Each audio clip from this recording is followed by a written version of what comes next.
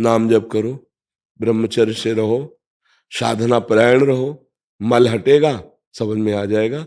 जैसे जल निर्मल हो और शांत हो, अचंचल हो, तो आप देख सकते हैं जल के नीचे क्या है।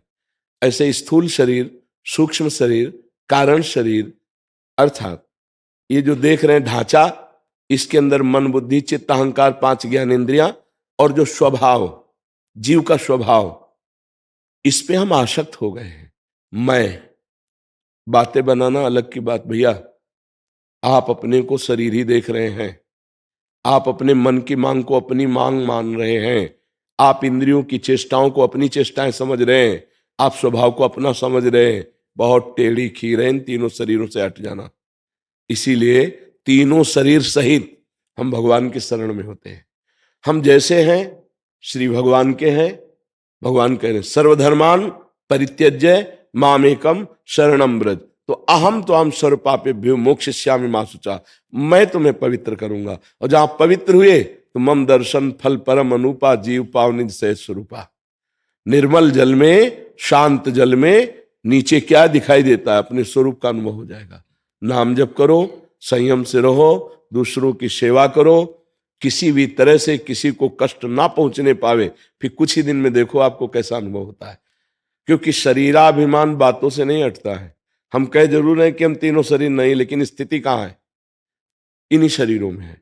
आप देख लो ना, सर्दी लगती है ना तो किसको लगती है, शरीर को लगती है ना।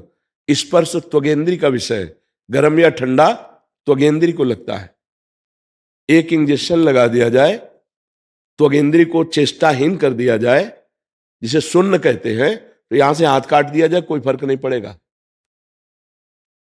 अगर हम मंत्र के द्वारा, भजन के द्वारा अपने मन को प्रभु में लगा दिया तो पूरे शरीर से राग हटा सकते हैं।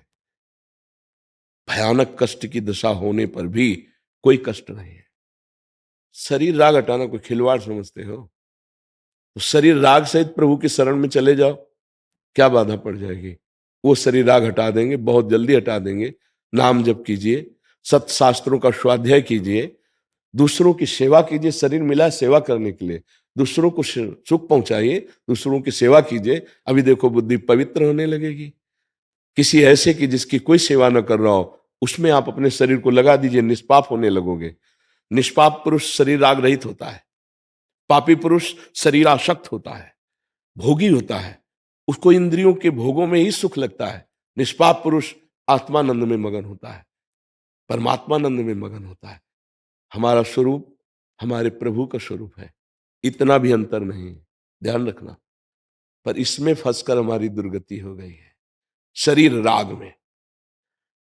जब हम एक औषधि के बल से इस त्वगेंद्री को चेतना शून्य कर सकते हैं, तो अगर आप शरीर नहीं है तो सर्दी किसको लगती है, गर्मी किसको लगती है, मान किसको लगता है, भूख किसको लगती है, प्यास किसको लगती है? आपको थोड़ी लगती है। फिर इनका प्रभाव आप पर नहीं होना चाहिए।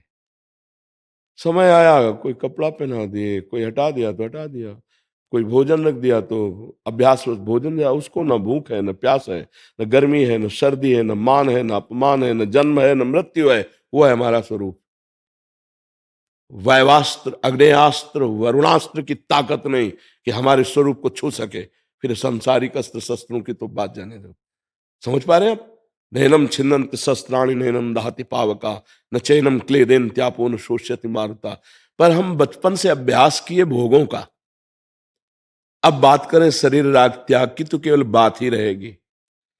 अब एक उपाय है, मामे वे प्रपद्यन्ते माया में ताम तरन्ति।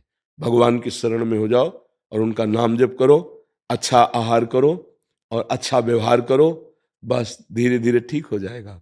वो कृपा कर दे तो कह रहे तेषाम हम समुद्धरता मृत्यु संसार सागरात, मैं उसे मृत्यु संसार सागर से पार कर देता हूं। यहाँ तैर के पार जाना बहुत कठिन है। बड़े बड़े मगरमच्छ लील जाएंगे, काम क्रोध लोभ मोह मद मत्सर। ईमानदारी से बताओ, काम सताता है, क्रोध आता है, लोभ आता है, तो कहां हो? स्वरूप में हो या शरीर में हो?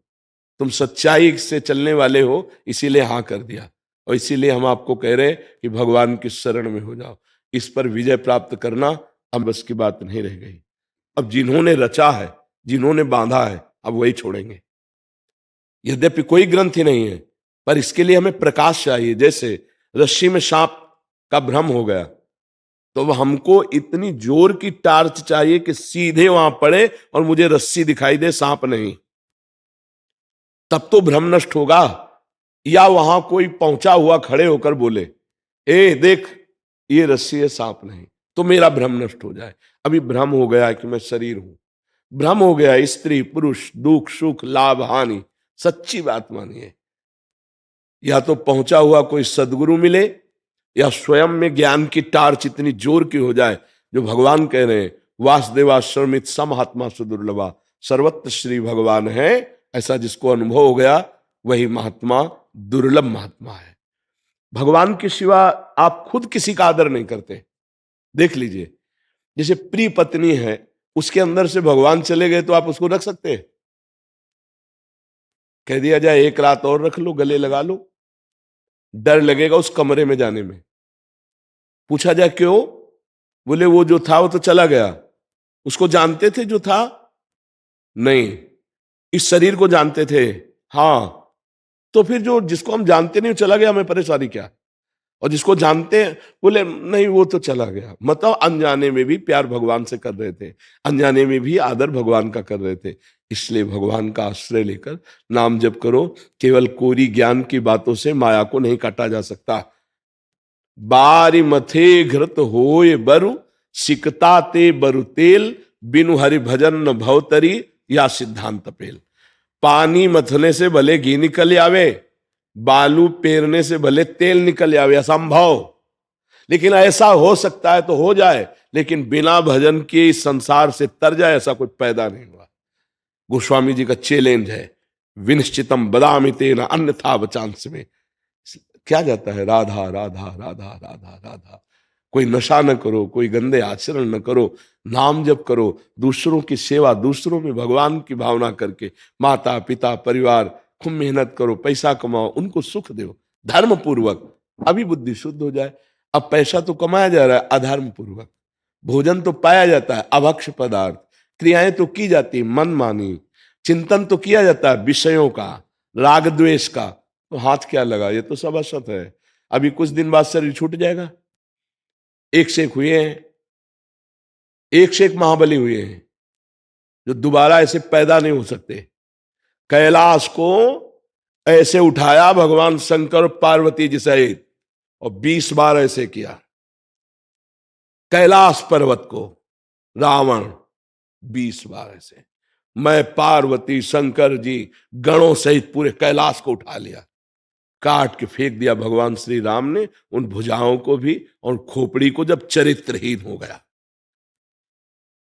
अगर बल का प्रयोग सदुपयोग में हो, सत्कार्यों में हो, समाज सेवा के लिए हो, राष्ट्र के नाम के लिए हो, तो वो बल बल हो जाता है।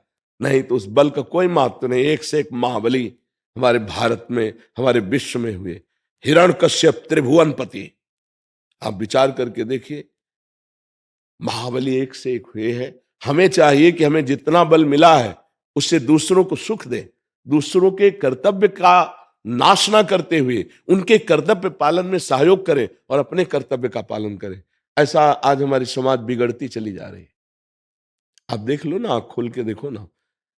अगर आप वास्तविक आनंद और सुख लेना चाहते हैं मानव देह का, तो दूसरों को सुख दो, दूसरों के कर्तव्य का पोषण करो और अपने कर्तव्य का पालन करते हुए नाम जप करो। देखो मंगल हो जाएगा, मंगल हो जाएगा। जी।